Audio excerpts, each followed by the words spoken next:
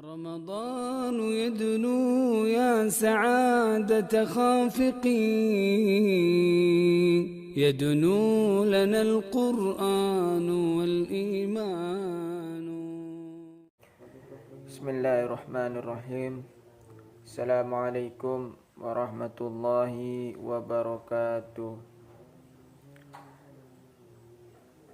الحمد لله الذي أنزل على القرآن هدى للناس وبينات من الهدى والفرقان.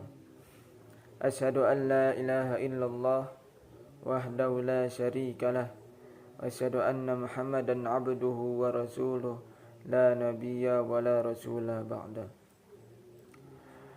اللهم صل وسلم على سيدنا محمد وعلى آله وأصحابه ومن تبعهم بإحسان إلى يوم الدين. قال الله تعالى في الكتاب الكريم: أعوذ بالله من الشيطان الرجيم.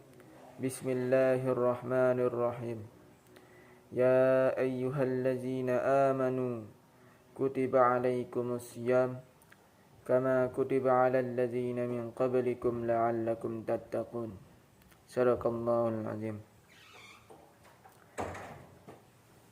Ikhwati fillah yang dirahmati Allah Subhanahu wa taala.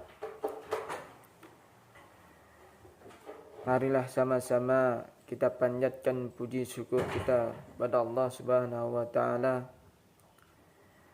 yang insya-Allah kita masih diberikan kesehatan dan kesempatan sehingga kita dapat bertemu lagi di bulan yang penuh dengan kecintaan ini, yaitu bulan suci Ramadan. Maka hendaknya kita selaku hamba Allah Subhanahu wa taala untuk selalu bersyukur kepada Allah yang telah memberikan kita begitu nikmat, terutama nikmat kesehatan, sehingga kita dapat lagi berjumpa dengan bulan yang kita cintai ini. Maka dari itu, mari sama-sama kita tingkatkan ketakwaan kita kepada Allah Subhanahu wa taala, terkhusus di pada bulan Ramadan ini. Karena Rasulullah SAW juga menyampaikan, man shoma Ramadana imanan wa ihtisaban ghufira lahu ma taqaddama min dzambi. Barang siapa yang berpuasa di bulan Ramadan dengan penuh keimanan dan penuh pengharapan, maka diampunkan dosa-dosanya yang telah lalu.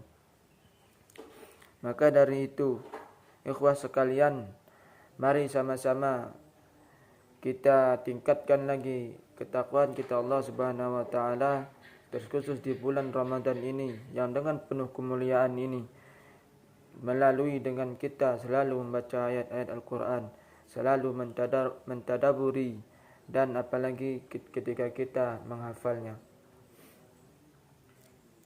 Pada kesempatan kali ini Ana ingin menjelaskan sedikit tentang orang-orang yang merugi di bulan Ramadan.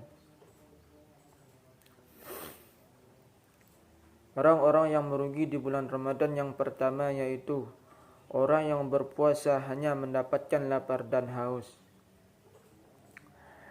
Orang yang berpuasa hanya mendapatkan lapar dan haus adalah orang yang berpuasa ataupun pahala puasanya telah hilang. Ini disebabkan oleh apa? Ini disebabkan selama dia berpuasa dia melakukan kesalahan-kesalahan kecil ataupun kesalahan-kesalahan sehingga membuat pahala puasanya telah hilang ataupun sampai membatalkan puasanya. Misalnya seperti berbohong, berdusta, ataupun melihat aurat lawan jenis, ataupun gosip, ngomongin orang di belakang. Maka dari itu, mari sama-sama kita hindari dengan adanya kesalahan-kesalahan kecil itu. Jangan sampai kesalahan-kesalahan yang hanya sekecil itu bisa membatalkan puasa kita ataupun bisa menghilangkan daripada pahala puasa kita. Rasulullah SAW juga mengatakan, betapa banyak orang yang berpuasa namun dia tidak mendapatkan dari puasanya tersebut melainkan hanya lapar dan dahaga. Hadis riwayat At-Tabrani. Kemudian yang kedua yaitu orang yang solat tarawihnya tidak sampai dengan selesai. Orang yang solat tarawihnya tidak selesai. Rasulullah SAW juga mengatakan, barang siapa yang solat tarawih bersama imam sampai dengan selesai, maka dicatat baginya pahala semalam suntuk. Maksudnya semalam suntuk di sini apa? Maksudnya adalah ketika kita melaksanakan solat tarawih, maka kita seakan-akan dicatat pahalanya kita beribadah kepada Allah Subhanahu wa taala satu malam penuh. Maka dari itu, mari sama-sama kita tingkatkan lagi kedekatan kita kepada Allah Subhanahu wa taala. Apalagi hanya sebulan sekali dalam setahun, maka kita ikutilah solat tarawih berjamaah secara full ataupun dengan selesai. Kadang-kadang kebanyakan daripada kita adalah orang yang solat tarawih itu bukan mencari pahala. Bahkan kadang-kadang niat kita itu salah. Kadang niat kita itu ketika kita hendak melaksanakan solat tarawih, kita mencari masjid di mana solat tarawihnya cepat. Maka mari sama-sama kita perbaiki niat kita. Jangan sampai niat yang kita niatkan bukan untuk beribadah ikhlas kepada Allah Subhanahu wa taala. Kemudian yang ketiga adalah orang-orang yang merugi di bulan Ramadan adalah yang ketiga, yaitu orang yang jarang membaca Al-Quran. Rasulullah SAW juga menjelaskan, barang siapa yang membaca Al-Quran, maka dicatat baginya satu kebaikan. Dalam satu kebaikan terdapat 10 pahala. La aqulu alif lam harfun, walakin alif harfun, lam harfun, wa mimun harfun. Aku tidak mengatakan alif lam itu satu huruf, akan tetapi alif satu huruf, lam satu huruf, dan mim satu huruf. Maka dari itu betapa banyak pahala yang kita dapatkan ketika kita membaca Al-Quran, terutama pada bulan Ramadan ini. Bayangkan saja ketika kita membaca satu huruf, kita mendapatkan 10 pahala. Apalagi ketika kita membaca lebih daripada itu, apalagi kita mengkhatamkannya, maka insya Allah pahala tersebut sangat besar kita dapatkan. Al-Quran itu penuh dengan kemuliaan. Buktinya saja, sekarang kita lihat tempat diturunkan Al-Quran adalah di Mekah. Maka Mekah adalah tempat yang mulia daripada tempat-tempat yang lainnya. Kemudian malaikat yang menurunkan Al-Quran, malaikat yang membawa Al-Quran, maka itu adalah malaikat Jibril. Maka malaikat Jibril juga adalah malaikat yang paling mulia daripada malaikat-malaikat lainnya. Kemudian Nabi yang menerima Al-Quran adalah Nabi kita Muhammad sallallahu alaihi wasallam. Maka Nabi Muhammad sallallahu alaihi wasallam juga adalah nabi yang paling mulia daripada nabi-nabi yang lainnya. Kemudian malam diturunkannya Al-Quran adalah malam Lailatul Qadar. Maka malam Lailatul Qadar adalah malam yang paling mulia daripada malam-malam yang lainnya. Apalagi kita sebagai hamba Allah Subhanahu wa taala ketika kita membaca Al-Qur'an, mentadaburi Al-Qur'an, apalagi menghafalnya, maka kita juga adalah hamba yang paling mulia di sisi Allah, ataupun hamba atau manusia yang paling mulia daripada manusia-manusia yang lainnya. Oleh kerana itu, mumpung bulan Ramadan belum selesai, mari sama-sama kita tingkatkan ketakwaan kita kepada Allah Subhanahu wa taala dengan cara selalu membaca kitab-kitab Allah Subhanahu wa taala, terutama ketika kita mengkhatamkan Al-Quran. Setidaknya ketika di bulan Ramadan ini, setidaknya kita khatam 1 kali, minimal 1 kali. Kemudian yang keempat, yang terakhir adalah orang yang tidak menjaga solatnya.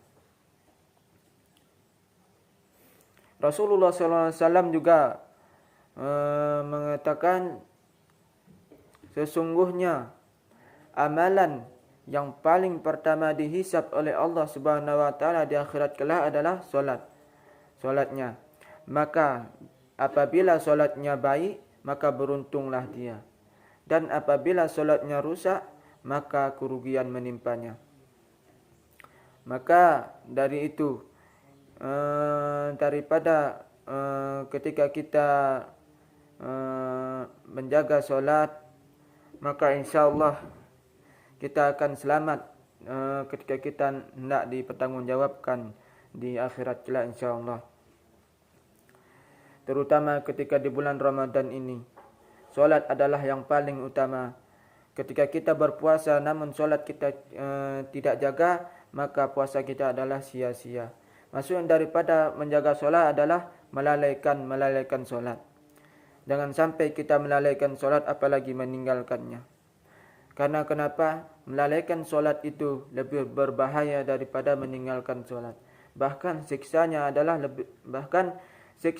daripada melalaikan solat itu adalah lebih pedih daripada meninggalkannya. Maka dari itu, mari sama-sama kita jaga diri kita daripada hal tersebut. Jangan sampai sesuatu yang hal kecil yang bisa menimbulkan ataupun suatu hal kecil yang bisa membuat kita jauh daripada Allah Subhanahu wa taala. Terutama ketika di bulan Ramadan ini. Ketika kita bertemu bulan Ramadan, maka kita maksimalkan dengan sebaik-baik mungkin. Kalau bukan dari diri kita, siapa lagi? Siapa yang tidak ingin merubah kita lagi? Bahkan Allah sendiri juga mengatakan, Inna Allah la yughayyiru ma biqaumin hatta yughayyiru ma bi anfusihim. Sesungguhnya Allah tidak akan merubah suatu kaum kecuali dia sendiri yang merubahnya. Maka dari itu, mari sama-sama sekali lagi kita tingkatkan lagi ketakwaan kita kepada Allah Subhanahu wa taala. Apalagi ketika di bulan Ramadan ini yang dengan penuh pengampunan ini, dengan penuh keberkahan ini, maka mari sama-sama kita meminta ampun kepada Allah Subhanahu wa taala atas kesalahan-kesalahan yang kita lakukan. Dalam berpuasa dalam bulan Ramadan itu ada 30 hari. Dalam 10 hari pertama itu adalah penuh dengan rezeki. Jadi ketika kita hendak mencari rezeki, maka carilah ketika di 10 pertama bulan Ramadan, maka insyaAllah rezeki kita akan berlimpah. Kemudian 10 hari kedua penuh dengan rahmat Allah Subhanahu wa taala. Maka ketika kita hendak melaksanakan ibadah, maka jangan sampai kita terburu-buru. Berdoa sebanyak-banyaknya, minta apa yang kita inginkan, maka insyaAllah Allah akan mengabulkan. Kemudian 10 hari terakhir adalah 10 hari dengan penuh pengampunan. Maka dari itu mintalah ampun kepada Allah Subhanahu wa taala, mintalah maaf kepada Allah Subhanahu wa taala ketika di 10 hari terakhir. Karena waktu itulah insya-Allah Allah akan cepat mengabulkan doa-doa kita. Mungkin hanya ini yang mungkin dapat Ana sampaikan, mudah-mudahan bisa bermanfaat bagi kita semua, terkhusus Ana sendiri. Ihdinas siratal mustaqim, billahi taufiq wal hidayah. Assalamualaikum warahmatullahi wabarakatuh.